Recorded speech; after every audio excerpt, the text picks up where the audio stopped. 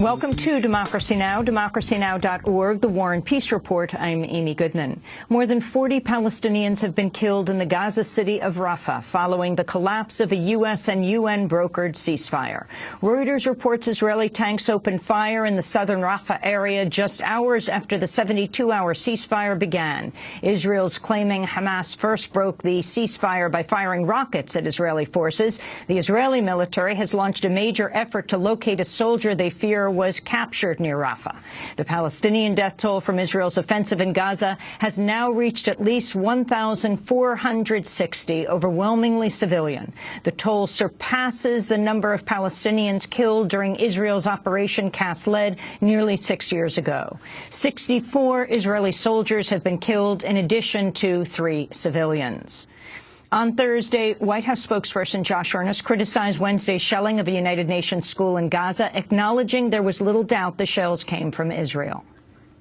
The shelling of a UN facility that is housing innocent civilians who are fleeing violence is totally unacceptable and totally indefensible. And it is clear that we need our allies in Israel to do more to live up to the high standards that they have set for themselves. The attack killed at least 20 people, many of them children, who were sleeping. Just hours later, the Pentagon confirmed it was resupplying Israel with ammunition. The United States has come under increasing pressure from the international community to curb its military support for Israel. Amnesty International has called on the Obama administration to halt its arms deliveries. UN High Commissioner for Human Rights Navi Pillay criticized the U.S. role. They have not only provided the heavy weaponry, which is now being used by Israel in Gaza, but they've also provided almost $1 billion in providing the iron domes to protect Israelis from the rocket attacks, but no such protection has been provided to Gazans against the shelling. So I am reminding the United States that it's a party to the international humanitarian law and human rights law. In Latin America, 5 countries, Brazil, Chile, Ecuador, Peru, and El Salvador, have all recalled their ambassadors to Israel in protest of the offensive in Gaza. The presidents of Uruguay, Brazil, Argentina, and Venezuela have issued a joint statement calling for Israel to end its, quote, disproportionate use of force. Bolivia has changed its policies to require Israelis entering the country to obtain a visa, and Bolivian President Evo Morales called Israel a, quote, terrorist state. Protests against Israel's assault have erupted across Latin America and around the world. We'll go to Gaza City after headlines. In West Africa, the official death toll from the worst Ebola outbreak in history has risen to 729, with more than 1,300 people afflicted.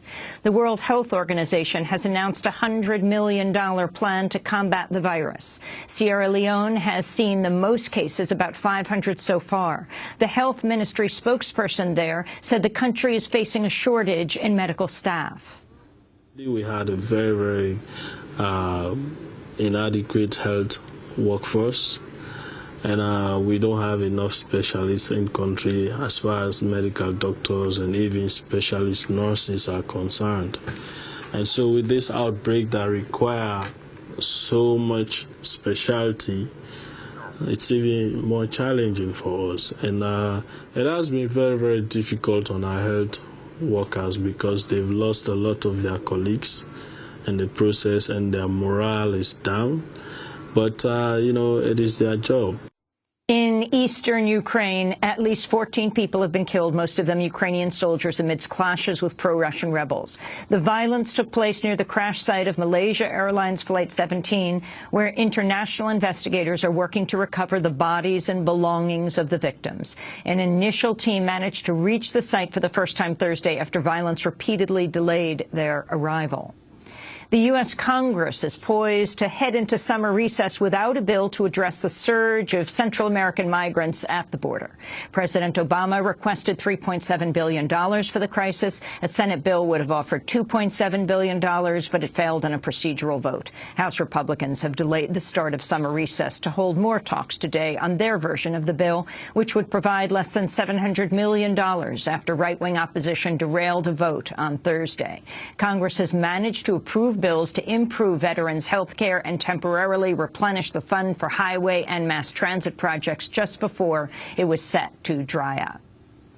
As Congress deadlocked on the migrant crisis, 112 people were arrested outside the White House, calling for President Obama to halt his record deportations.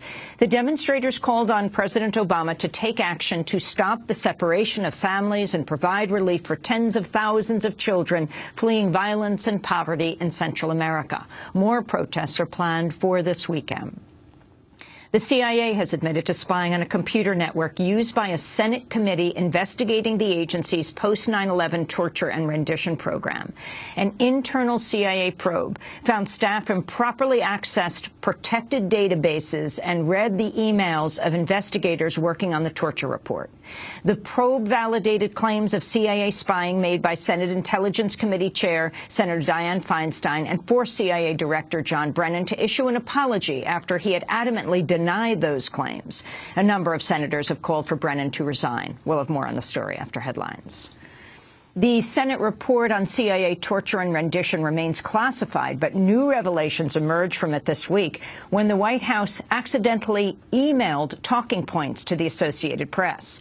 The leaked document reveals the report's conclusion that CIA officials instructed U.S. ambassadors and countries hosting secret prisons not to tell their superiors at the State Department.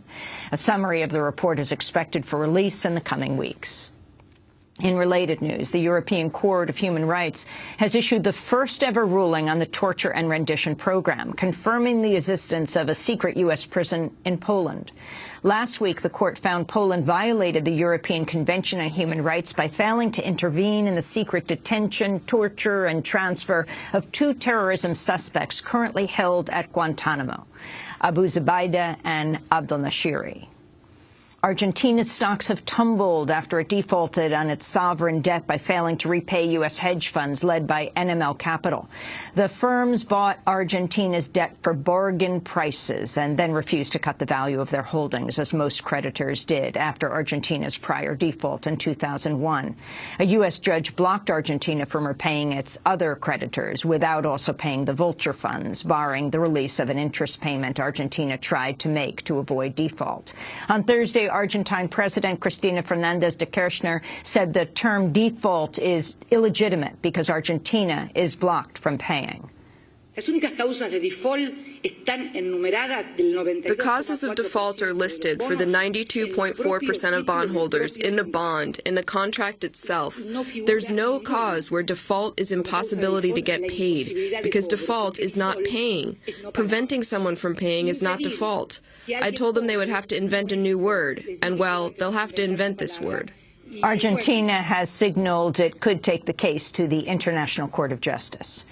The Obama administration's announced a travel ban on top officials in Venezuela. The sanctions reportedly impact 24 people, including judges, cabinet ministers, and members of the military and police. The United States has accused the officials of involvement in human rights abuses during months of right-wing opposition protests, which left dozens of people dead on both sides of Venezuela's political divide. And hundreds of people have been rallying in Dallas, Texas this week to protest the annual convention of the right-wing American Legislative Exchange Council, known as ALEC. The secretive group joins corporate lobbyists with state lawmakers to craft model legislation that's then introduced in legislatures nationwide. Activists have been organizing protests under the banner, "Don't Mess with Texas, ALEC." And those are some of the headlines. This is Democracy Now!, democracynow.org, The War and Peace Report. I'm Amy Goodman. And I'm Aaron Maté. Welcome to our listeners and viewers around the country and around the world.